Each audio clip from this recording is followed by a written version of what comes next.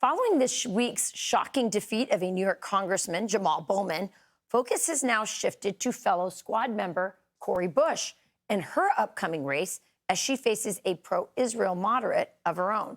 She'll go up against local prosecutor Wesley Bell in August, as polls show she blew a 17-point lead while undergoing federal investigations. Joining us now is St. Louis resident and host of Stacy on the Right on Sirius XM Patriot, Stacy Washington. Thank you for joining us this morning. So, a lot has been... Rachel. Good morning. A lot has been said about the Bowman race, that, AIPAC got involved. They raised a lot of money against him. That's the Jewish PAC, Israel PAC. However, a lot of people in that district just said Bowman was a bad politician. He didn't do anything. He had that weird moment where he pulled the fire alarm, and lied about it. So is it that he's a bad politician, or were his progressive politics, his anti-Israel positions on the line there? Well, I think the anti-Israel positions highlighted his ineptitude. So I don't think he was a great congressman. I don't think he represented his constituents well. He was a member of the squad, which is a distraction for congressional members. They are not supposed to be the main character. You are not supposed to go to Washington, D.C. to become famous, to enrich yourself, or to find a place where you can be a part of a group that is kind of drawing the attention away from the issues that Americans are facing. We have a high inflation, double-digit inflation right now. A lot of Americans are hurting, and that includes people in Missouri Congressional District 1, where Cori Bush is.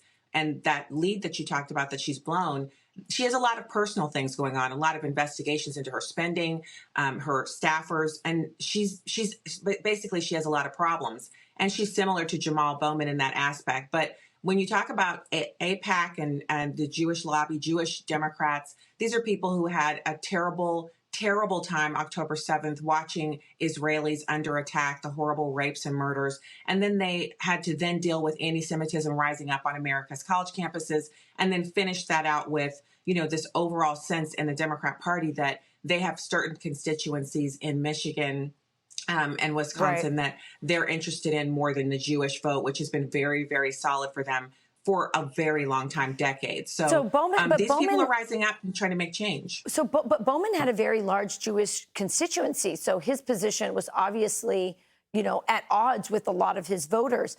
Let's go to the Cori Bush race. What does her constituency look like? Are her progressive views on the line here being tested, or is it really that her corruption and the bad press that she's been getting? Well, so it's interesting. St. Louis, Missouri has one of the largest Jewish populations outside of New York City in the United States. It's a vibrant community. Lots of Americans who live here in St. Louis are of Jewish heritage and really consider themselves to be solid Democrats. And so for her to represent Missouri Congressional District 1 and have any hint of anti-Semitism, any hint of kind of comity and feeling like she's one of the people who supports Hamas, it's not acceptable. And voters are looking for someone who'll go to Washington, D.C. and actually do something for them. And so I think Cori Bush is running up against the buzzsaw of the reality of Americans. Over 80% of Americans support Israel post October 7th.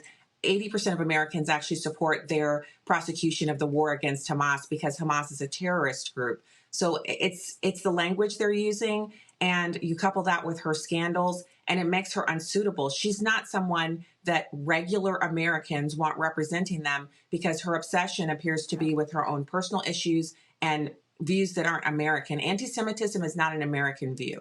Well, it will be interesting to see what a potential, if she loses in this, that's 2 down for the squad, how that impacts that group and their policies and the way they present themselves to the public into the future. So it has big consequences. Definitely Bowman was a big loss for them, and we'll see what happens in this race with Cori Bush. Really appreciate you joining us, Stacy. Thank you, Rachel. Good morning. By the way, I love your background. Your room here is gorgeous. Nicely done. The living room, yes. My hobby is interior design. Thank you. Oh, well done.